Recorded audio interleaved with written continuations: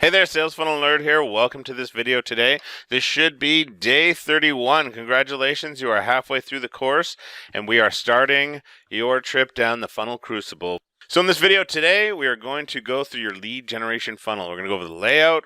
We're going to break down each piece of a lead generation funnel so that you, by the end of this section here, are going to be able to construct one for yourself. You're going to see how easy it is. All you're going to have to do really is follow along, and I'm going to give you every tip and trick that I can along the way to make it even easier for you to do this, okay? So let's take a look at it and jump right into this, just so that you understand what this thing is completely and what it's going to do for you, okay? So if we take a look, here we can see the actual funnel laid out, and it's kind of almost unimpressive because really there's only two pieces. That's the great part, especially with this initial funnel, right? We want to start off easy, and I want to build you up as we go along here. So this funnel is super simple, super easy, only two pieces. So we've got our squeeze page and our thank you page. Well, what does each one do? Well, the squeeze page, it's actually kind of called the word squeeze page because it squeezes our visitor for some information. Normally email, as we've seen before in previous videos, I like to go with first name and email just so I can personalize the emails when they go out.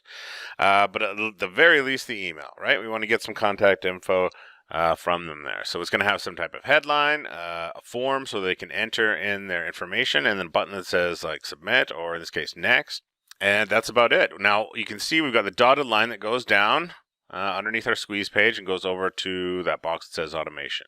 I normally don't put my mouse on the screen, but I'm going to do it just so I can point your attention in this video. Here we see dotted line points to the box that says automation. So that's where our autoresponder kicks in, right? That's where Aweber or Drip or whatever you're using kicks off and sends them some emails to push them towards maybe an affiliate offer, a sales page, webinar, whatever we want it to do, right? That automation kicks off and does its thing. We don't have to worry about that, and that's the point of having automation. Now back up here, we see another arrow in between our squeeze page and our thank you page. So this is what kicks off immediately. So this automation happens behind the scenes. Our programs, our software will take care of that.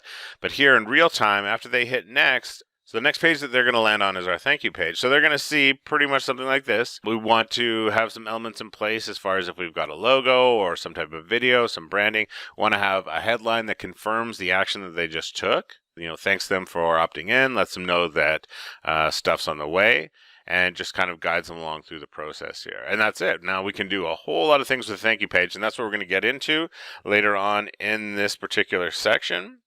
But I just want to make sure that each piece of this is clear for you here.